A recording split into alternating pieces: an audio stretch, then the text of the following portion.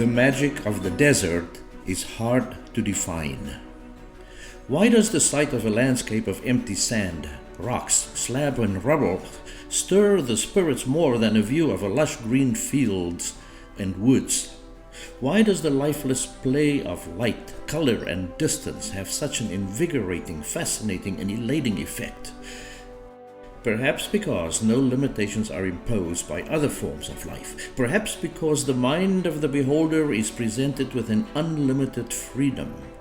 And on such far horizons, the outline of a mountain draws the eye like an island in the endless ocean.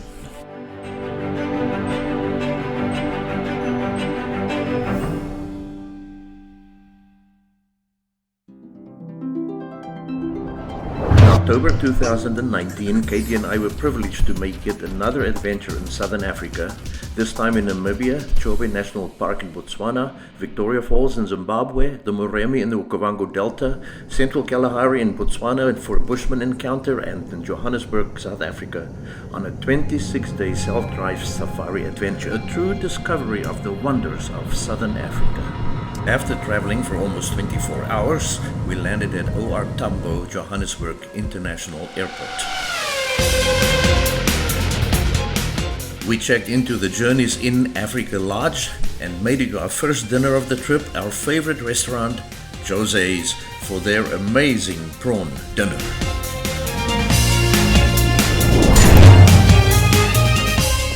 After a leisurely breakfast the next morning, we traveled from Johannesburg to our gateway city, Windhoek, the capital of Namibia. Katie and I were joined on this adventure by our friends Jim and Sharon Haag from Denver, Colorado, and Jennifer and Doug Yunker from Columbus, Ohio. We made our way to Bushlore to pick up our amazing 4x4 Toyota Land Cruisers, checked in at our lodge Casa Piccolo, and beelined it to Joe's Beer Garden for our dinner, our first night in Namibia.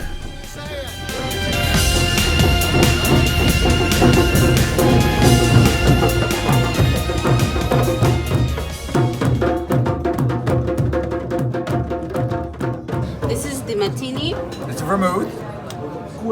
the crushed ice, the ice cubes, the botanist gin, plus the tonic, the shrimp. Why are you being so nice to him? Yeah. She doesn't know me well enough. After a lovely dinner, back to Casa Piccolo to rest up. Tomorrow, our adventure starts. Today is our first Namibia travel day, but first we had to get provisions for the safari.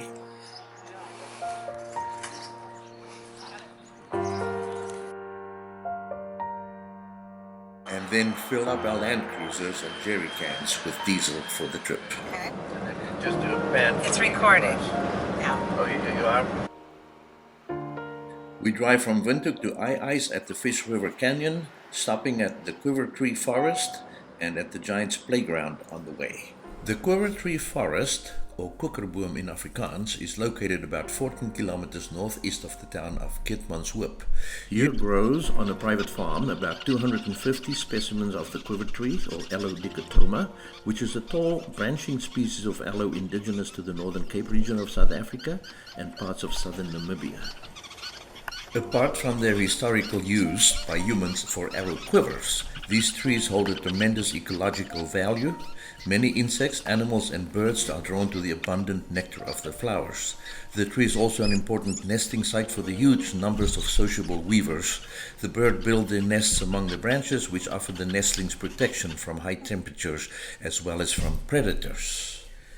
A welcome surprise was to see this rare, rosy-faced lovebird among the weaver birds. When I was a child growing up in South Africa, I often heard about the Giants Playground. It remained a mystical place for me somewhere in far-off Namibia until now. The impressive dolerite formations were everything I imagined as a child. I imagined a group of young giants frolicking amongst the stone formations, hurling massive boulders around, stacking them in amazing formations on top of each other. But really, the area is a geological phenomenon formed about 180 million years ago when Gondwana started to separate from the supercontinent Pangaea. to form the present continents. Molten magma pushed up through the cracks to the surface, and over the millennia, the rock and soil around the dolerite eroded through rain and wind, leaving this amazing landscape. We pushed on. We still had more than 170 miles to go to ice. About 65 kilometers to go, we hit the first dirt road of our trip. We were pleased to see some curves. For most of the day we were driving on a road sometimes for 2 hours without as much as even a gentle turn in the road.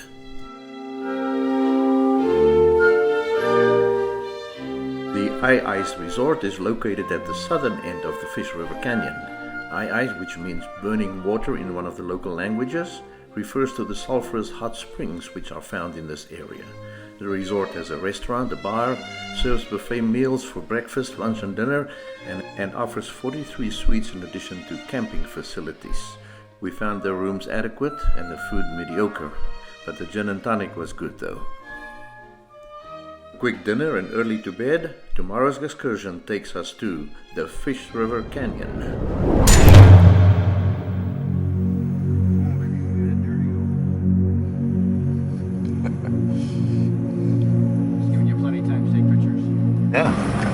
Don't go over the guardrails, that's the plan? That's the plan, not over the guardrail. Just bump into it though. Roll over. No, we can do one rollover. You're allowed one rollover. Sure, we're allowed to do one. You might as well do two. How would they know the difference?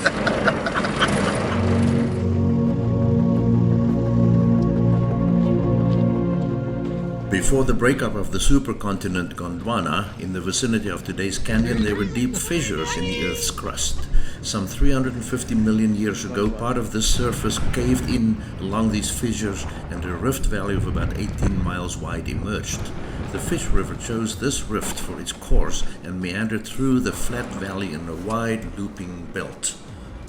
The ancient southern supercontinent of Gondwana broke up around 120 million years ago, and South America and Africa drifted apart. The rims of the African fragment rose dramatically. Namibia's interior is a high plateau even today. From its source, the Garib, or the Orange River, dug even deeper into the earth, and the Fish River, its tributary, followed suit on the high plateau in southern Namibia as the continent rose.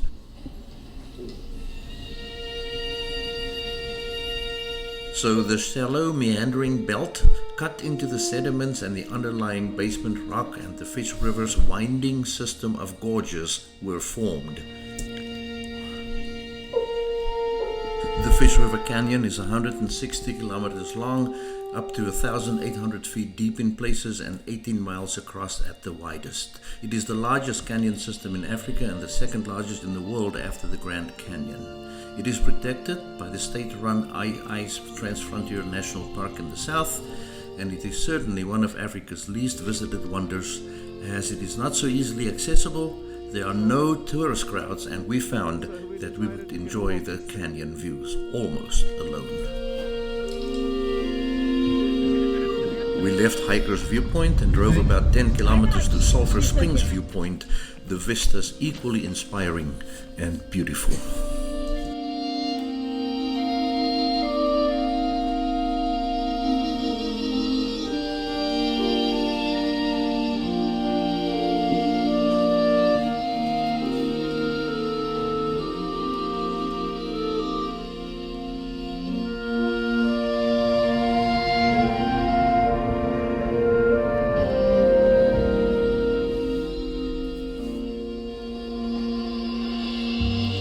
Kilometers further, we reached the end of the 4x4 trail at Eagles Rock Viewpoint. Here we launched the drone and captured some of the most dramatic images of our whole trip.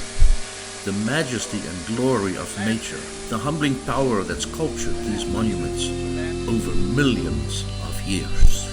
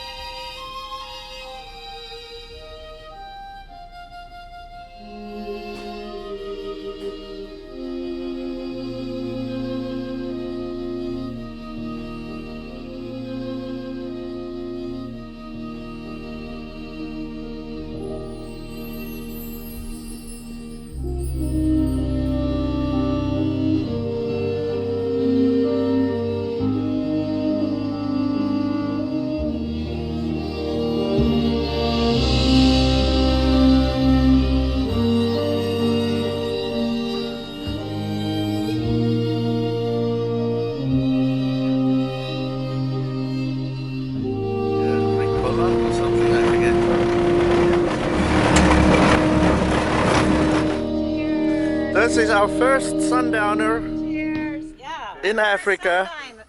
Cheers. First Cheers. special pink tonic. How about that? Okay, I'd like some commentary on today. I'll start by saying that if I planned it, I don't think this day could have been more perfect. It turned out to be a perfect day because our little drone came home. We only lost him twice. No, I think we should like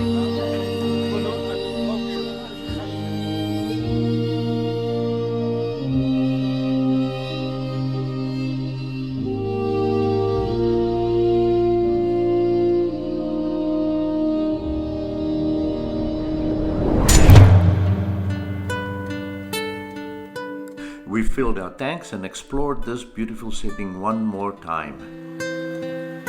At breakfast, we planned the trip for this day. We will travel 425 miles on dirt roads to the Moon Mountain Lodge in Sossusvlei, nestled right next to the Namibia Desert.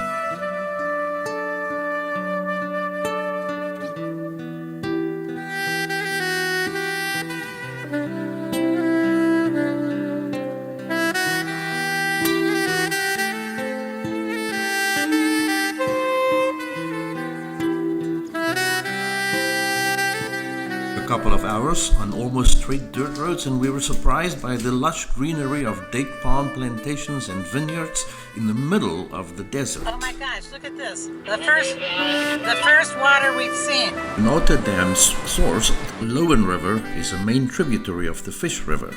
The dam supplies potable water to Keetmanshoop and some surrounding farms, but is predominantly used for irrigation. The Naute fruit farm primarily grows dates for export to Europe.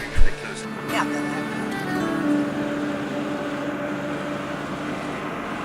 We're going to see the dam over there.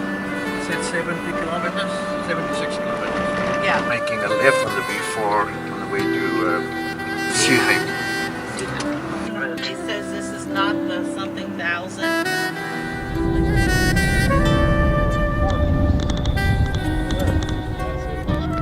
Well, this nice black top road did not last very long. We were now at more than 6,000 feet elevation, and we were approaching the steep decline of the Saris Pass, dropping almost 4,000 feet down the Great Escarpment. The bus eventually have to come down? Yeah, but they don't want the people in it, I suppose. Oh, they don't want the people in the bus when it comes down. Well, if the brakes fail, they don't want them sitting in the bus. The Zaris Pass is one of the highest roads in Namibia. It is corrugated, loose gravel all the way, and pretty steep with a gradient of up to 20% in parts. 50 kilometers now, I think, from Sossusvlei. And then after Sossusvlei, we still have 60 kilometers to the Moon Mountain Lodge. Okay. I just want to have a point of reference on where I am. A wonderful sight.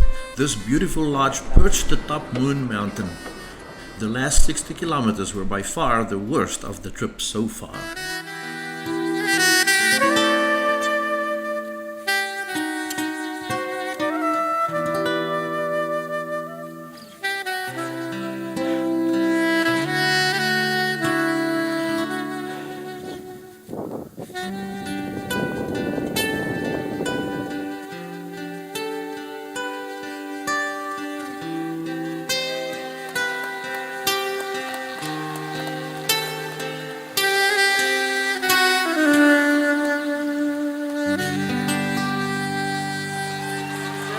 You graduated what? I graduated top 40. No, really?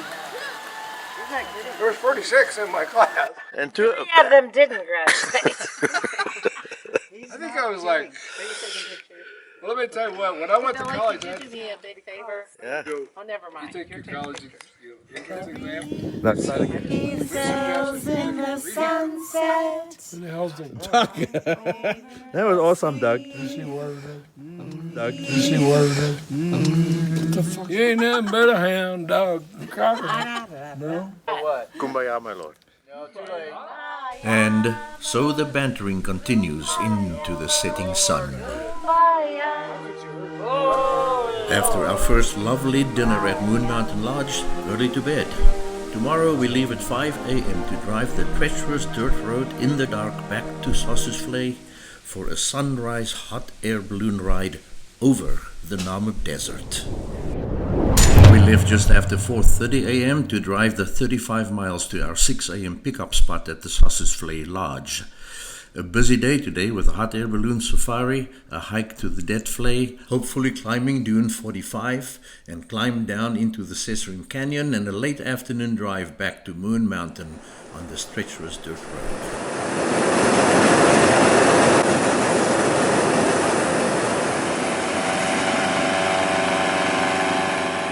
At sunrise in the world's oldest desert, we witnessed a spectacular hot air balloon inflation and set out on the flight of a lifetime.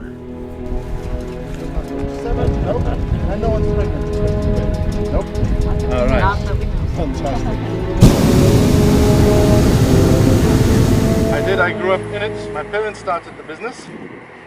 And I've been ballooning since I was 3 years old with my dad. Namib Sky Balloon Safaris has flown over 55,000 passengers over 20 years with a 100% safety record.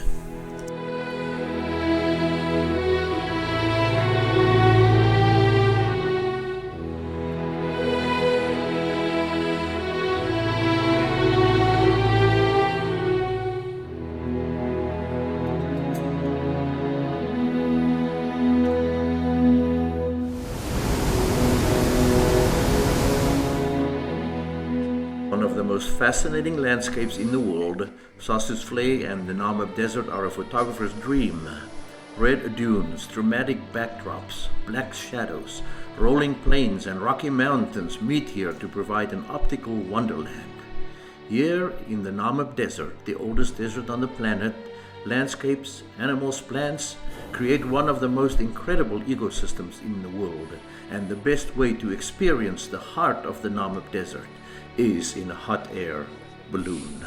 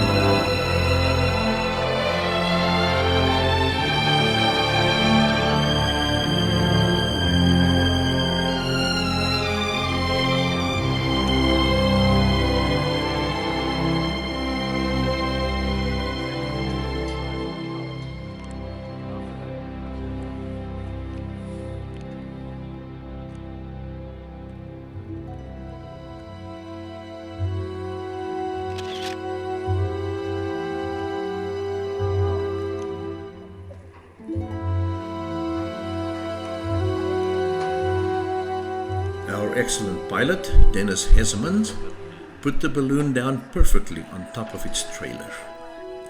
At landing, we came back to Earth with an out-of-Africa-style champagne breakfast set up at the edge of the magnificent red dunes of the Namib Desert.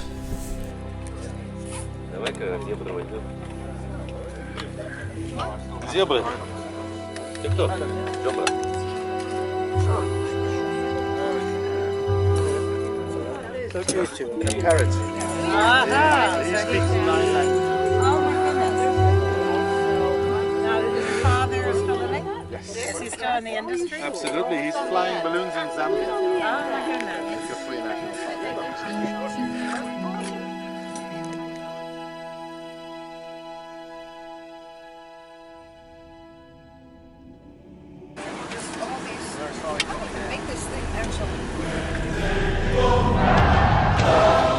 We drove back to the entrance to the Sossusvlei Sesrim area.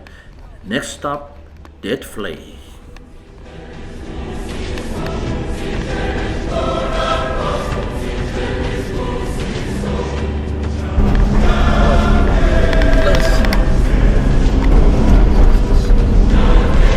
not supposed to get stuck.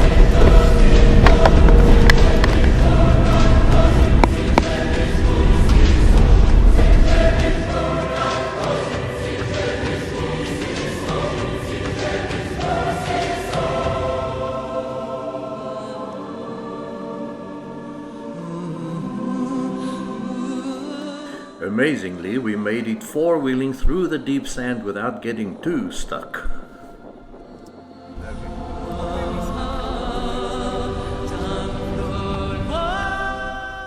We hike about a kilometer into the high red sand dunes to Dead Vlei.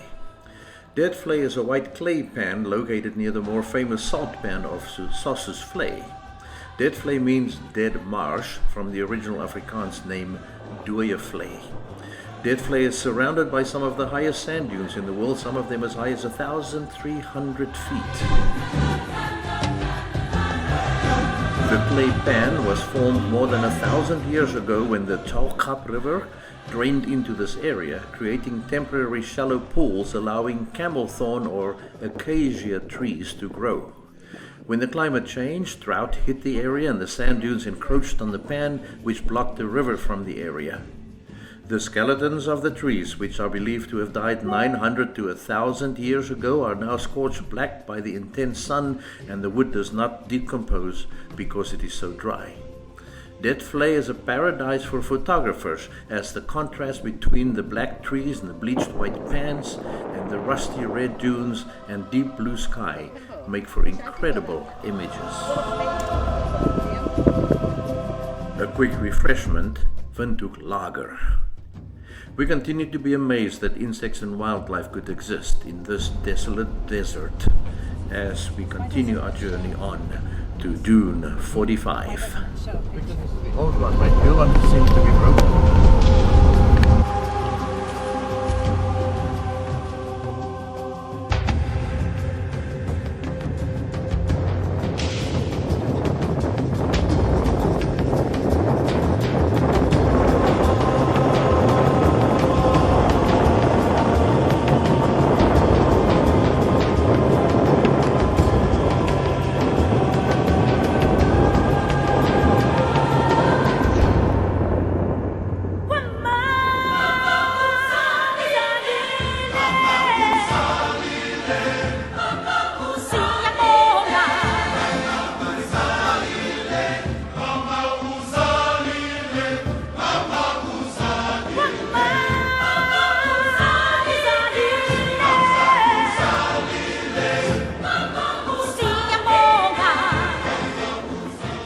Having reached the summit of Dune 45, I made my way down the steep side, getting down to the bottom in about 7 minutes compared to more than an hour on the upside, every step sinking ankle deep or more into the loose sand. And I wondered why my boots felt so heavy on the way down. And to have seen this amazing vista from the top of Dune 45 for me was the reward in itself.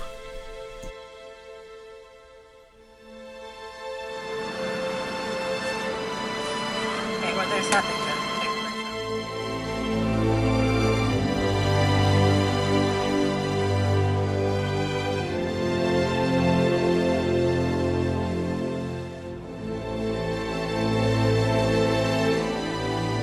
The Chobe River shaped the canyon over millions of years, and it's one of the few places in the area that holds water all year round.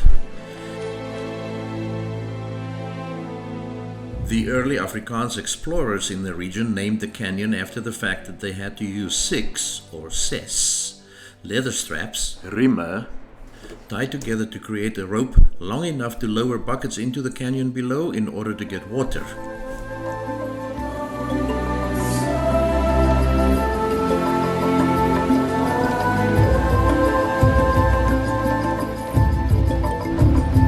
Braving the treacherous 60 kilometers dirt road one last time, we arrived at Moon Mountain Lodge in time for another spectacular sunset.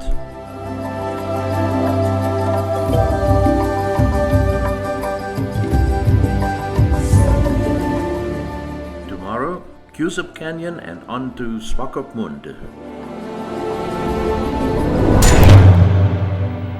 left Moon Mountain Lodge reluctantly. We felt that the food was amazing and up to now the best of any place we stayed.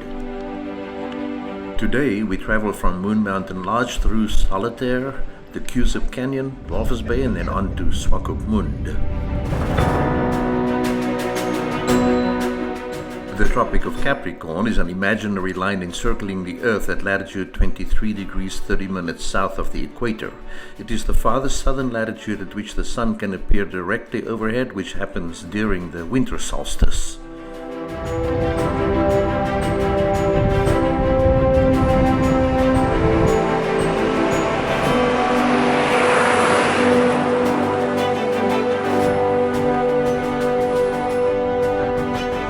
In 1935, two German geologists, Dr. Henno Martin and Herman Korn, were conducting field research in Southwest Africa, as Namibia was called then. At the outbreak of the Second World War, many male Germans living in Southwest Africa were interned by the British in local camps. As pacifists, the two German scientists refused to be arrested and fled into the southern wilderness to the Chobe Canyon. In 1958, Dr. Henno Martin's notes were published in a book, The Sheltering Desert. His description of when they first saw the Chobe Canyon is very apt. He says, "We stood there in fascination. It was an intimidating sight, a landscape inconceivable. Barren cliffs fell away steeply into deep ravines all around the main canyon like a wild and gigantic maze, looking as though the devil himself had created them in an idle hour."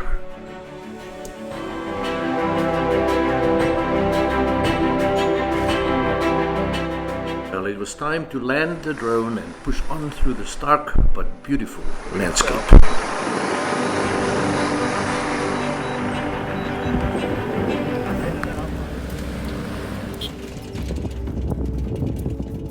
As we continued our journey through the last parts of this amazing canyon, I could not help but marvel at the fact that these two geologists, Dr. Henno Martin and Dr. Herman Korn, survived in this fantastically inhospitable place for more than 2 years.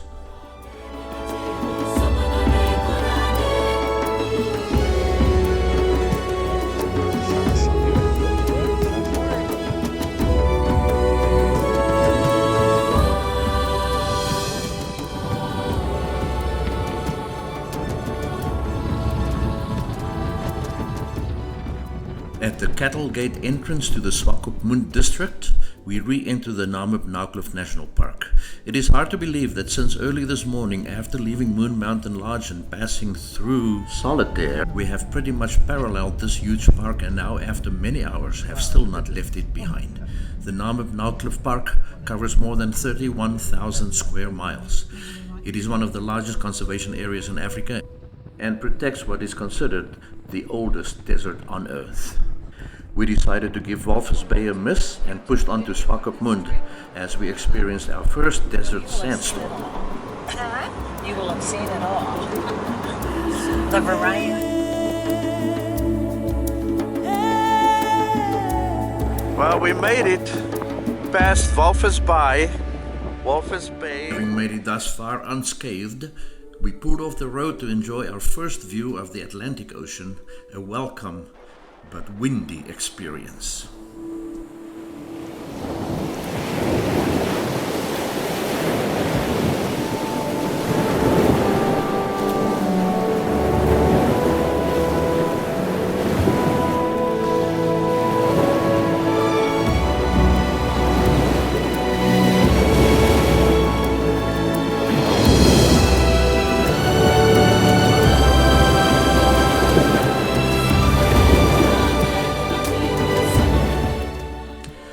Palm tree-lined desert road marks the entrance to Swakopmund. From the Hansa Hotel's website, what you'd never expect in the world's oldest desert, Namibia's finest and oldest hotel. Nestling in the very center of the charming little town of Swakopmund, wrapped in the shape of a timelessly classical building dating from 1905 and an integral part of Swakopmund's architectural heritage, we offer you a feeling of being enveloped in a luxurious and sophisticated hospitality with a satisfying blend of both classic atmosphere and truly elegant interior. We can certainly vouch for that, as we enjoyed our cocktail in Jim and Sharon's Governor's Suite before walking to a famous restaurant for dinner, the Tug.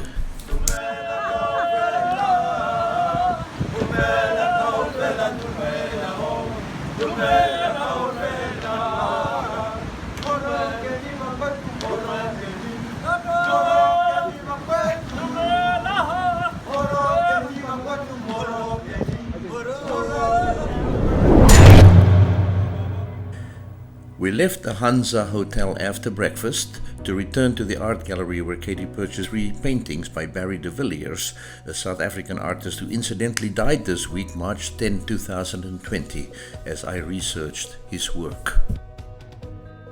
We drove along the Skeleton Coast to visit the Cape Cross Seal Colony and to spend a lovely night at the Cape Cross Lodge, stopping at the wreck of the Zelia, one of the many shipwrecked vessels strewn across the vast coastline. We got an appreciation for the Skeleton Coast rough seas, roaring winds and strong ocean currents, which are primarily responsible for thousands of beached ships along the rugged African coastline. I'm trying to hold the camera steady here, but really trying to. 130 kilometers later, we arrive at our destination for today. Literally a few yards from the Atlantic Ocean, Cape Cross Lodge presents a unique and serene stop along this vast, untamed and seldom explored wilderness on this Skeleton Coast. The mix of Cape Dutch and West Coast fishing village architecture is an amazing and unexpected luxury here in the middle of nowhere. Around this idyllic oasis lies an almost infinite ocean and desert, and nearby rocky outcrops provide a perfect playground for a large colony of Cape fur seals.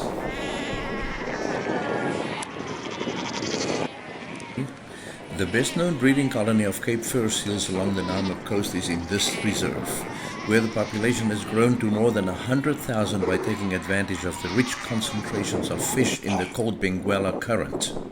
The sight of more than 100,000 seals basking on the beach and frolicking in the surf is impressive to behold, but we did have to deal with overwhelming piles of stinking sea poop. Bringing a handkerchief or a bandana to cover one's nose would have been nice. Filming this amazing sight using my drone gave us a whole new perspective of the magnitude of this colony.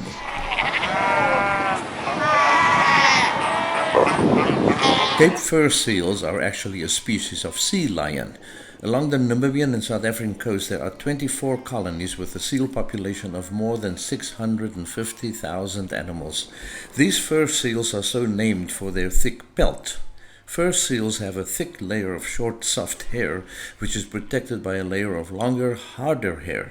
The top layer gets wet, the bottom layer stays dry. The bottom layer, as well as the fat formation under the skin, give the seal a good insulation against the cold Benguela current. Male seals can weigh up to 800 pounds and are very territorial while looking after their harem of 5 to 25 females. Cow seals are a lot smaller than bulls. They only weigh about 170 pounds. Youngsters are normally born in about November, December, and they weigh about 15 pounds. A few days after giving birth, the mother has to return to the sea to feed. During this time, the youngsters are very vulnerable and are hunted by jackals and hyenas. The Portuguese navigator and explorer Diego Sao was in 1484 ordered by King João II as part of the search for the sea route to India and the Spice Islands to advance south into undiscovered regions along the west coast of Africa. While doing so, he was to choose some particularly salient points and claim them for Portugal by setting up on each a stone cross called a padrao. There are 2 stone replicas of this padrao here today. The original is in the Deutsche Historische Museum in Berlin, Germany. The inscription on the padrao reads, in English translation, "In the year 6685 after the creation of the world and 1485 after the birth of Christ, the brilliant, far-sighted King John II of Portugal ordered Diego Sao, knight of his court, to discover this land and to erect this padrao here." An amazing afternoon. I landed the drone and we made our way back to the Cape Cross Lodge for dinner and a well-deserved rest. Tomorrow will be a hard day of some serious four-wheeling through the Mesum crater. After breakfast and jump-starting one of our land cruisers, we set off for the day of four-wheeling through the Mesum crater to the Brandberg. First, we drove on the salt road, constructed entirely from compacted sand and salt, an abundant commodity due to the huge nearby salt works, and then enjoyed a little beach driving on the Skeleton Coast.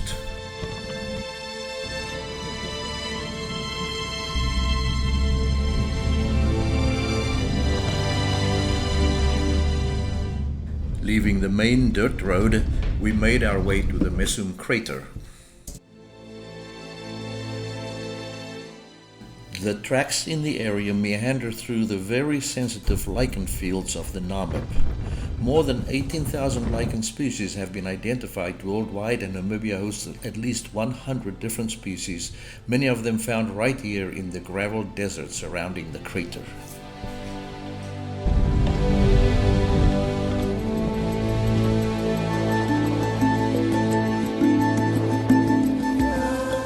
We stopped to admire our first welwitschia, only to find that there are hundreds of them spread out over the gravel flats on the way to the crater.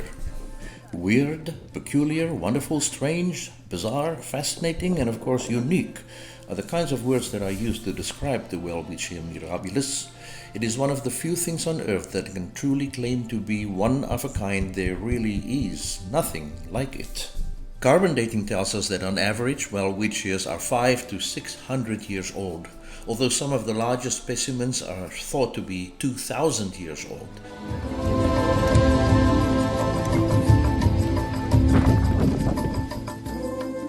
As we explore this inhospitable environment further, we are surprised to find more plant life, insects and ants, and even the evidence of antelope, which I use to demonstrate the bokdrolletjie spoeg competition. This is klipspringer poop.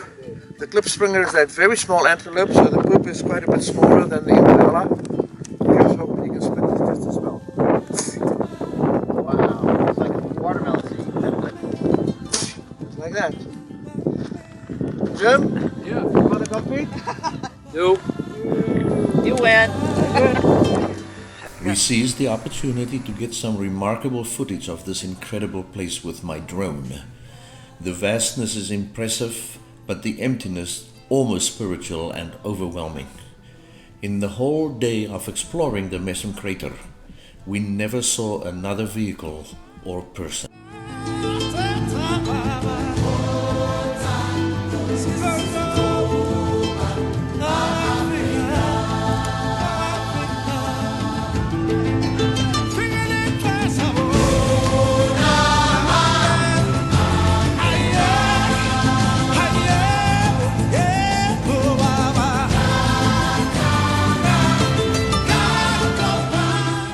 I landed the drone and we continued our journey to the center of the crater, coming across this sign at the T-junction in the tracks.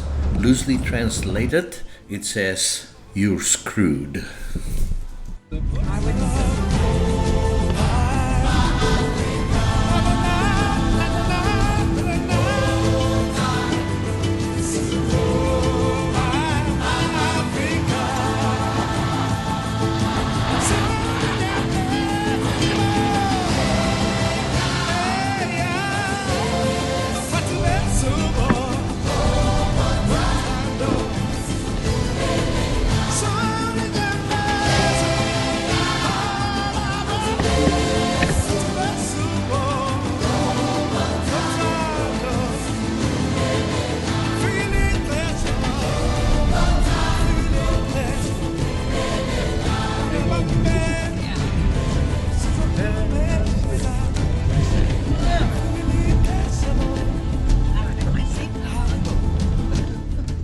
We made it to the top of the cauldron wall of the central volcano rim and launched the drone again. We were stunned into silent reverence by the incredible beauty of the sanctuary in the middle of God's creation. 25-kilometer diameter Mesum crater is composed of both intrusive and extrusive rocks. It is between 132 and 135 million years old. The intrusions date back to the breakup of the Gondwana supercontinent 130 million years ago. The center part of Mesum's volcano has collapsed, creating some of the most amazing moonscapes imaginable, the enormity of the surroundings almost unfathomable. The crater was named after a German ship captain, William Mesum, who was an explorer of the coastal regions of southern Africa between 1846 and 1848.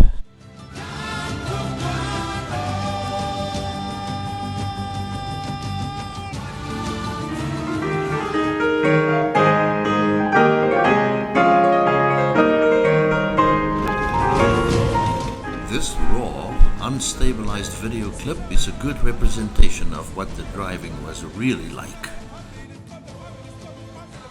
We continued our adventure, driving in the wide, dry Mesum riverbed for many more kilometers, when finally we saw our next stop for the next 2 nights, the Brandberg mountain.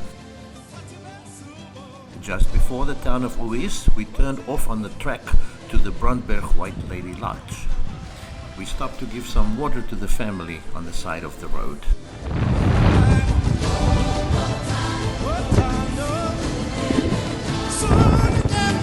If we were surprised by the Cape Cross Lodge on the Skeleton Coast, we were even more impressed by the beautiful lodge in the middle of the desert, nestled literally almost on the side of the Brandberg, Namibia's highest mountain.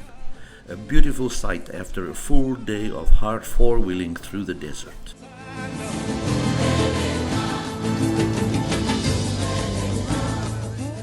The lodge offers 15 basic chalet-style rooms and several campsites located in the Ugab riverbed, which is frequented by the elusive and rare desert elephants.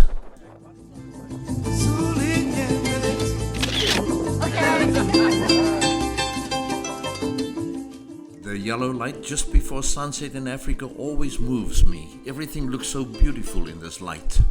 Just look at my French here, for instance. After a lovely 3-course dinner in the excellent restaurant, we are entertained by the staff. Yet another amazing experience here in the middle of the desert in southern Africa.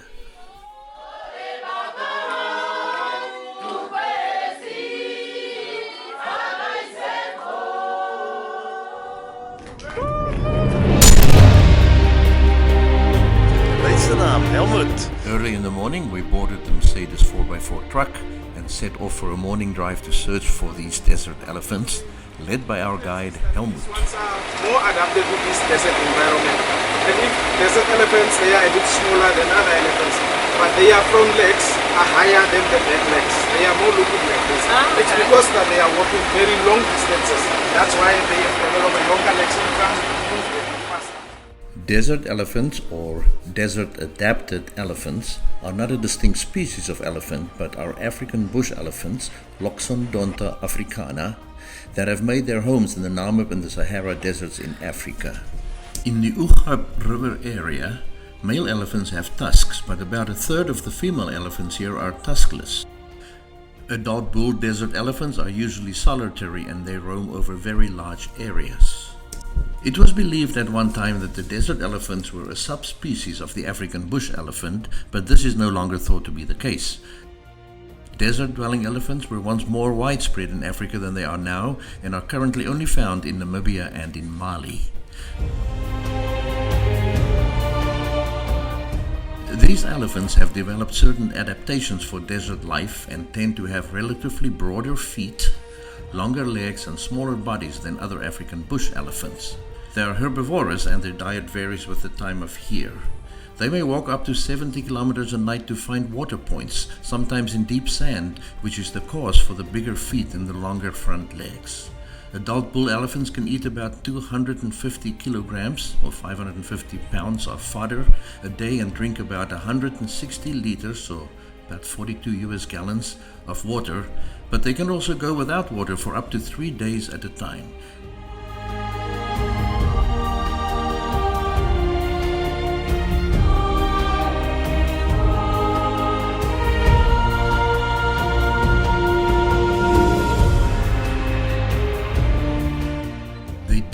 migrate from one waterhole to another following traditional routes, which depend on the seasonal availability of food and water. Fortunately, these elephants have a steady supply of water at the borehole or well provided by the local farmers and the Brandberg White Lady Lodge.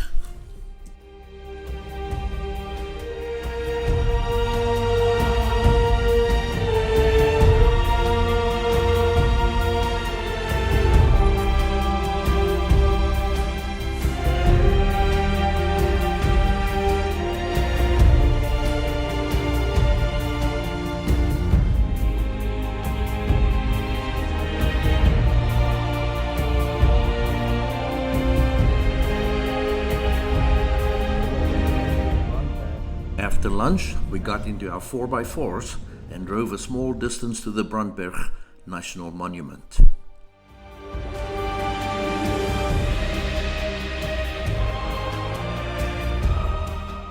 We took off on the strenuous trek to the small rock overhang deep in the Brandberg to see the White Lady and the other very impressive paintings. Growing up in South Africa, I was always intrigued by the small, yellow people who lived in the desert called Bushman or San. As an anthropology student in college in South Africa, we studied among others these primitive inhabitants of the Kalahari and the Namib desert areas of South Africa, Botswana and Namibia. I was always impressed by the primitive but amazing art of these people, their history left for us to study on countless rock faces and in caves, some of them painted as much as 7,000 to 10,000 years ago. I have always known of the White Lady of the Brandberg, so understandably I was very excited that I would get to see this panel of ancient art today. The subject of this iconic painting has been the source of controversy for quite some time. In 1917, a German geologist by the name of Reinhard Mark discovered this panel in this rock shelter. He was convinced the figure in white was a female, so he named it the White Lady of the Brandberg. Today it is assumed that the White Lady is actually a medicine man. He holds a bow in one hand and perhaps a goblet in the other, and because of the bow and the gemsbok, the oryxes, the painting has also been interpreted as a hunting scene. But the real giveaway? Mark and many other researchers for almost a century failed to notice the figure's penis.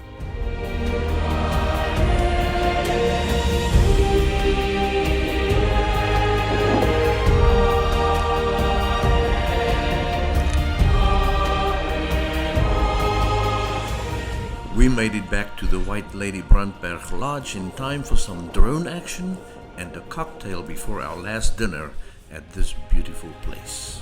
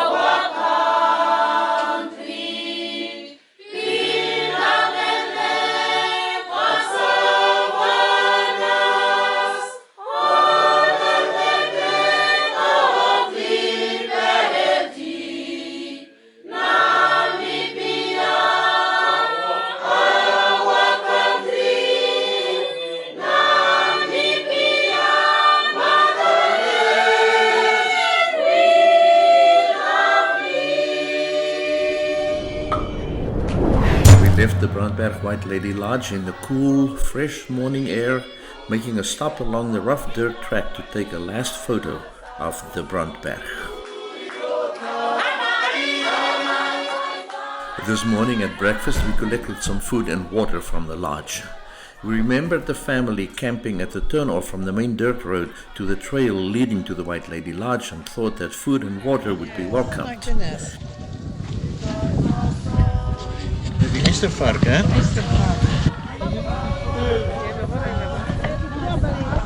We spent a lovely time, all too short, with this family, and I purchased a necklace of porcupine quill and seeds, which the lady was just finishing.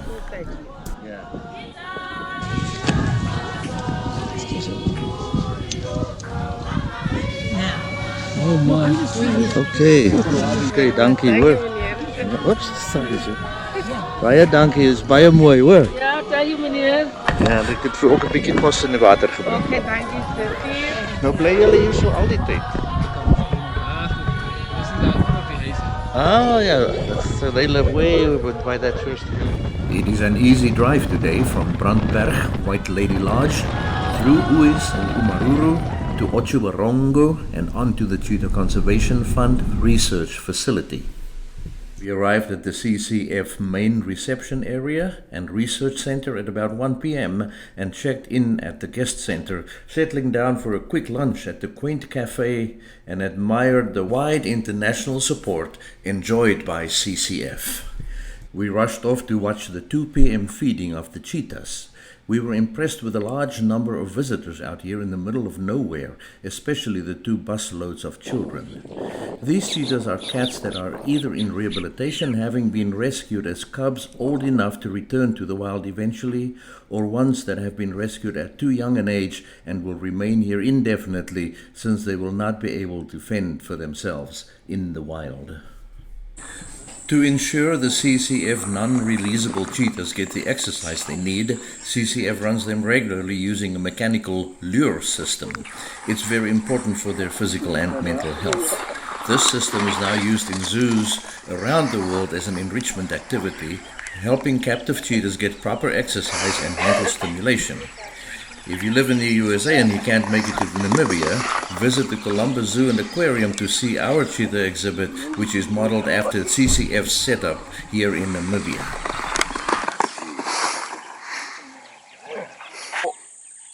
As you can see, Eli have a long wooden spoon, and we really don't want to throw the meat on the ground.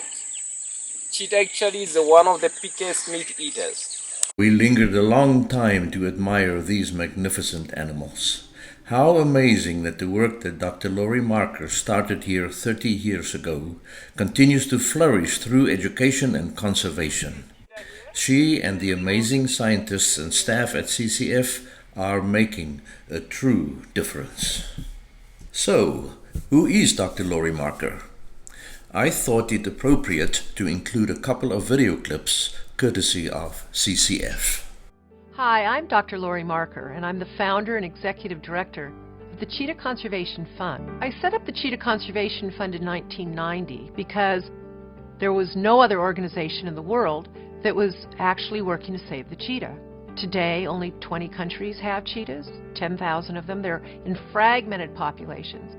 Their biggest problem is loss of habitat. The fact that we as humans have taken over so much of the land, and so many of the people throughout Africa are living in poverty. And they've got livestock, they've got overgrazed land, and there's not many wildlife species in these areas, so the cheetah doesn't have a lot of prey. I found myself in Namibia, Africa in 1977, doing a first-of-its-kind research project, teaching a cheetah how to hunt and seeing if they could go back out into the wild. What I found was that farmers were killing cheetahs. They were killing them as vermin. And I thought, well, somebody's got to do something about this. And there was no organization anywhere doing anything.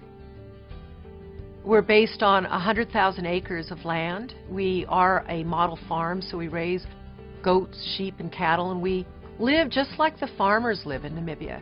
So that's a really important part of the fact that we're not just saying, go save the cheetah. We're saying, we're here, we're doing it with you. We've developed these techniques. They're proven, they're tested. Let us show you them. To accomplish our objective really revolves around getting the resources so that we can get the tools into the hands of the people so that they can live with the cheetah. So it's not about putting them in a game reserve, it's developing conservancies, giving tools of like Future Farmers of Africa, livestock guarding dogs. So not understanding how cheetahs live has been a big problem.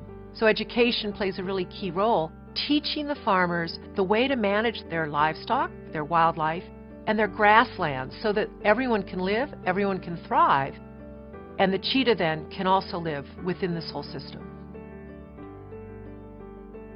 I think what makes CCF so unique is the fact that our programs are very integrated into the communities, they're research-based, and we're looking at applied conservation.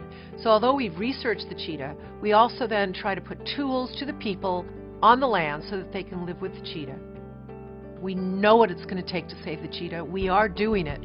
We need partners, we need resources, we need you to help us. Please join us in helping the cheetah win its race for survival. These are our livestock guarding dogs. They live with their goats, and so we breed them at the Cheetah Conservation Fund. We give them to the farmers. They grow up with the flock. We protect the livestock from the predators. And this way that the farmers don't have to kill the predators. So we've seen by having a dog about an 80 to 100% decrease of any livestock loss.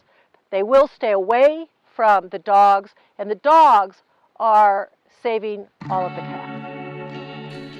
We checked into our lovely accommodations at the Cheetah View Lodge and then went down to the beautiful Babson House, settling in for a cocktail before heading over to the Cheetah View dining room for a wonderful dinner.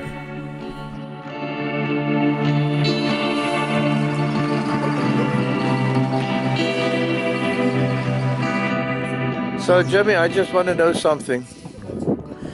I don't know why you bitch so much about sitting in the back seat all the way through Mason Crater, because I sat in that back seat for 8 hours today and it was just fine. I was driving and not you.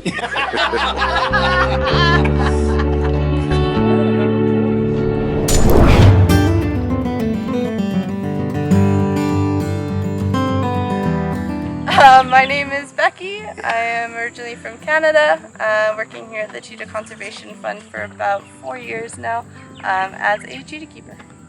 And? I'm Meredith. I'm from the United States originally. I've been here 4 months-ish, yeah, somewhere around there, as an intern. And I saw the Columbus Zoo sign logo at the beginning, at the gate. So is this one of the areas that we help sponsor, right? Yeah, so this is, we call it Eland's Camp, Eland's Pen, at the Columbus Zoo.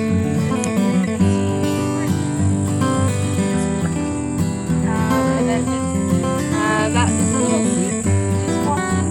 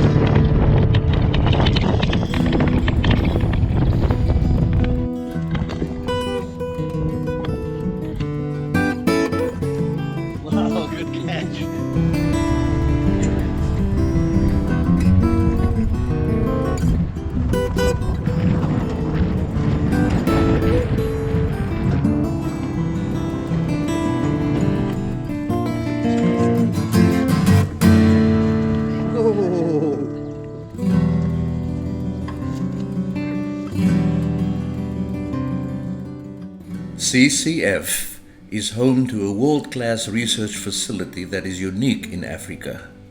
The Life Technologies Conservation Genetics Laboratory is the only fully equipped genetics lab at the conservation facility in Africa. From this facility, CCF collaborates with scientists around the globe. Research not only benefits the cheetah and its ecosystem, but other big cats and predators as well. The Haas Family Veterinary Clinic allows CCF to collect samples from the injured or orphaned cheetahs taken into their facility. The clinic is an ideal space to give prompt veterinary care to non-releasable cheetahs, dogs, goats, and other animals that live at the center.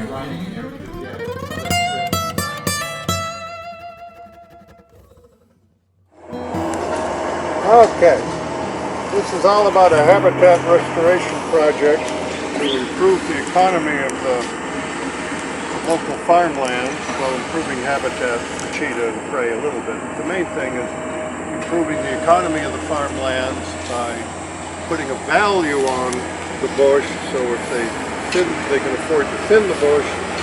If they thin the bush, they can stock more livestock or even more wild game, and they can make more money. Hammer mill. This thing's a hammer mill. That's a hammer mill. I get to grind it. And that reduces it down to this oat grain size stuff. This is our raw material for production. Okay? So they also have commercial retorts in the country, and we're trying to get other people to adopt it. Now, one thing we want to do with it is carbonize our bush block. One of the problems with bush block is it's a commodity product, which means each individual unit doesn't have much value, and it's a heavy commodity product. And we're making it in the middle of nowhere. So I get calls all the time from Europeans and North Americans going, wow, we've heard of bush block. Oh, great story, you're helping the cheetahs, restoring habitat. Geez, give us a price. I give them a price X works. They go, great, I'm going to talk to my transporter and get back to you. It never happens. Maybe every third year we get into Europe with a deal. So what we're going to do, carbonize it now and then so it gets lighter. Yes, currently our sales go to South Africa because we get lots of cheap truck transport. You know, everything is made or brought up through South Africa and the trucks go back empty. So you can get CCF uses dogs to find cheetah scat so that they can track where the cheetahs go, what they eat, and even what foods they are losing to other predators that they compete with. Genetic analysis of cheetah scat is a non-invasive method of obtaining information about individual cheetahs in the wild and about the cheetah population, like overall numbers, demographics, and sex ratios and kinship. This gathered data helps CCF make informed decisions about how to prioritize the preservation of cheetah habitat and where best to reintroduce previously injured or orphaned cheetahs back into the wild. Human-wildlife conflict is a major obstacle in protecting cheetahs. Analysis of cheetah scat can show farmers that cheetahs are not preying on their livestock, which saves cheetahs from being trapped and killed. To identify which animal the collected scat comes from, scientists perform DNA analysis. Not very long, just for a couple of hours, then it's going to dry. Prey can be identified by looking at the hair and bones with the naked eye and microscopic analysis of ingested hair. Who would have thought that the scientific information of a scat dog's work would be this interesting?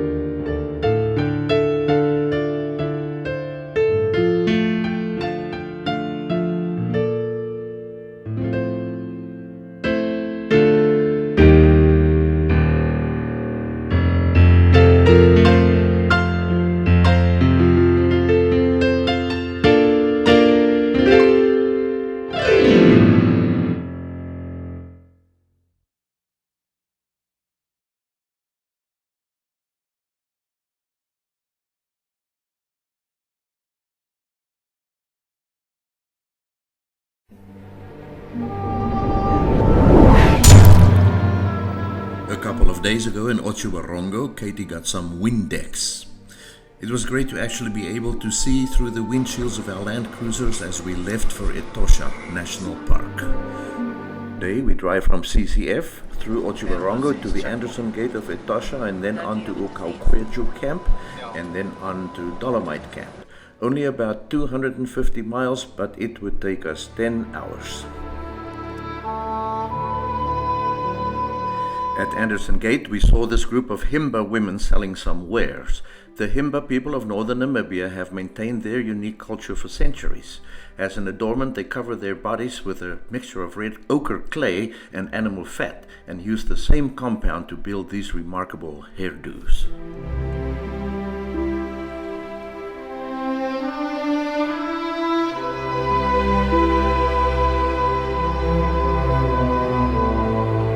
After checking in at Okavango Camp to register our stay in Etosha, we drove for more than 2 hours seeing nothing but dry desert landscape.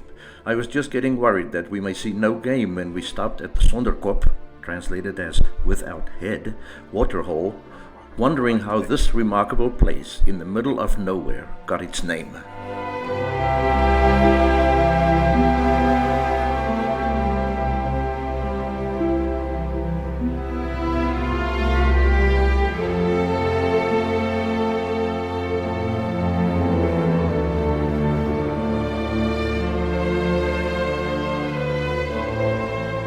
After another 2 hours driving, we stopped at an even more amazing waterhole, Chobe. Overwhelmed by the amazing concentration of game, we simply sat there for more than an hour, totally in awe and in near dead silence. The wonder of the creation.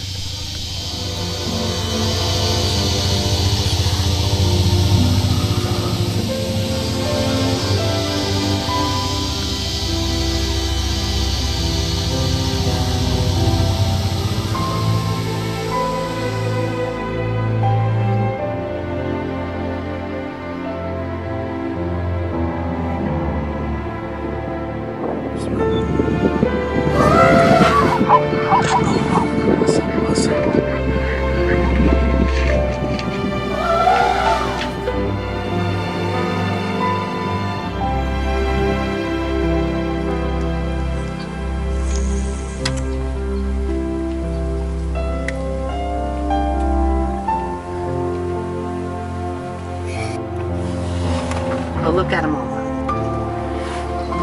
Oh, Jesus, that's awesome.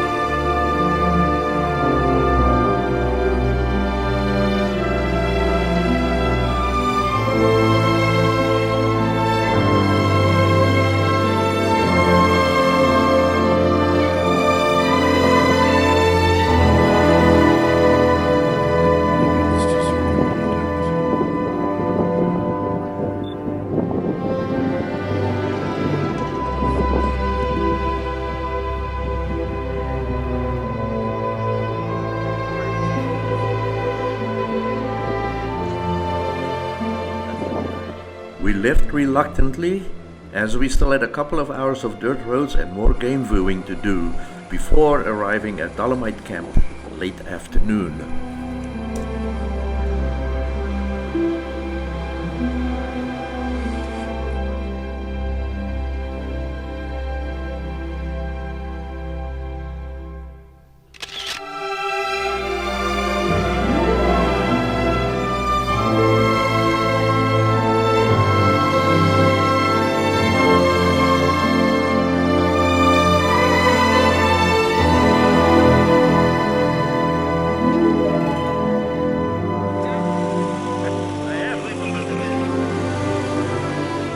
Etosha's new and exclusive Dolomite camp opens up the restricted western side of the park to a limited number of visitors.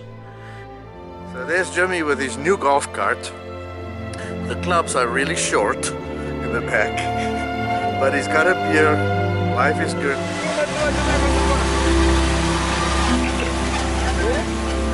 Guests are accommodated in permanent luxury tents with an elevated view of the endless plains of Etosha with the Dolomite Pan, and the distant Waterberg mountain range on the horizon.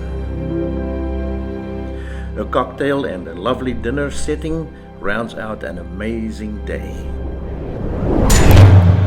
Today we drive more than 240 miles from Dolomite to Halali Camp, where we will spend the night. We chose to drive around the northern shore of the enormous Etosha Pan and to visit more waterholes on the way.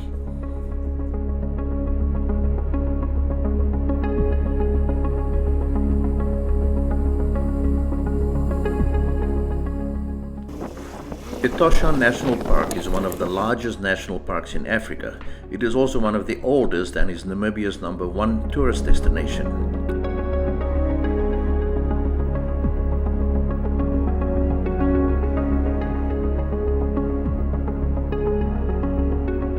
Etosha is home to 114 mammal species, more than 400 recorded bird species, scores of reptiles, and even a fish species. Fancy that, in the desert.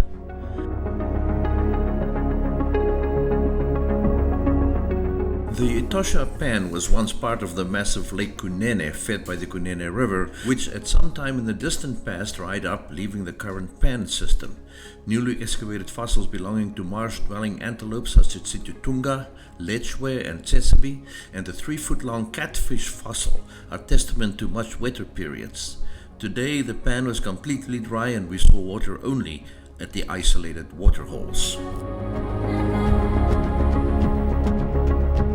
Well, not the best place to have a flat battery.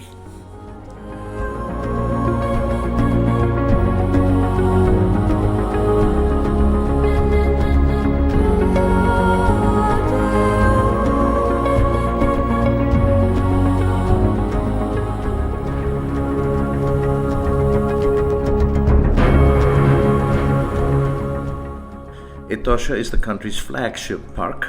The park was proclaimed in 1907 and today it is almost 15,000 square miles big. That is larger than several European countries.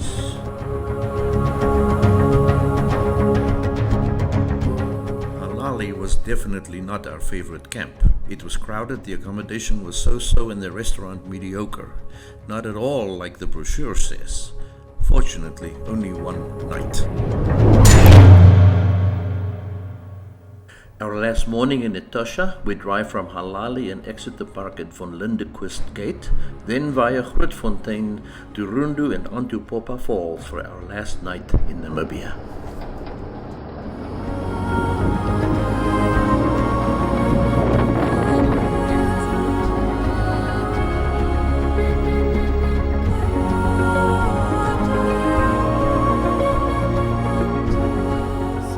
One of the best reasons for visiting Etosha is its healthy population of black rhinos.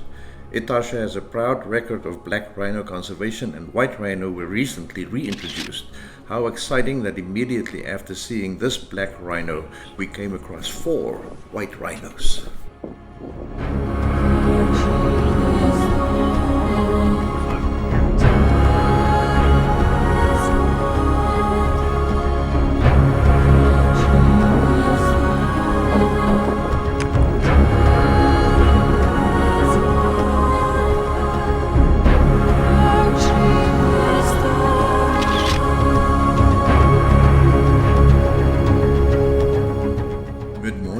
Across a herd of elephants, and I thought it a good idea to get some drone footage. Drones are discouraged around wildlife as they may get stressed from the unfamiliar device. I took great care to stay very high and used the built-in zoom function for closer shots.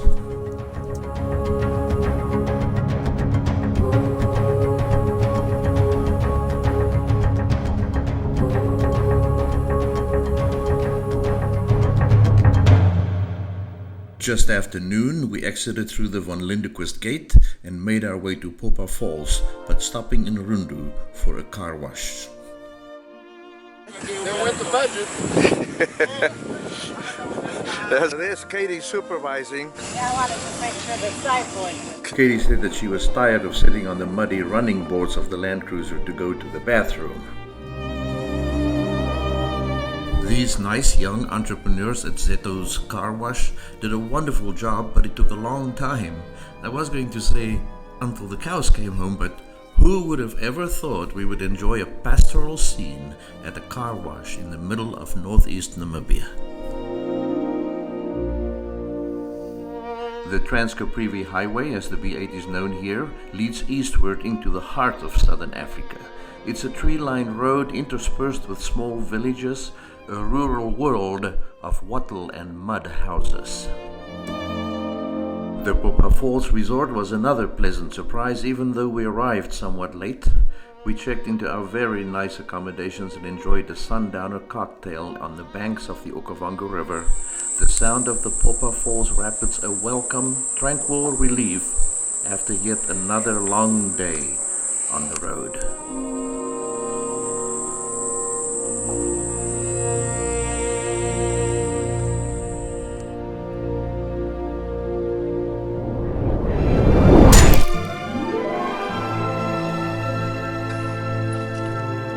He's putting sand In the Makoro. in the Makoro.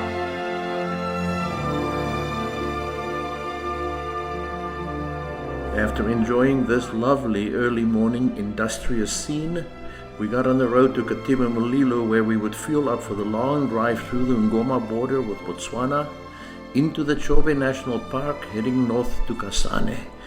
The end of part 1 of our Southern Discovery 2019 adventure, Namibia.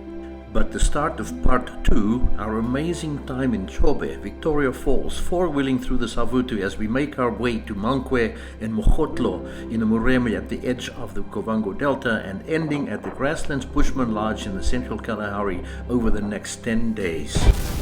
Culminating in a final 2 days in Johannesburg for a lovely stay at our favorite hotel, 10 Bumpers, and a tour of the cradle of humankind at the Sterkfontein Caves, followed by a trip to Soweto, including a visit to Nelson Mandela Home, now a museum in Soweto. All this coming soon as part 3 of our Southern Discovery 2019 adventure.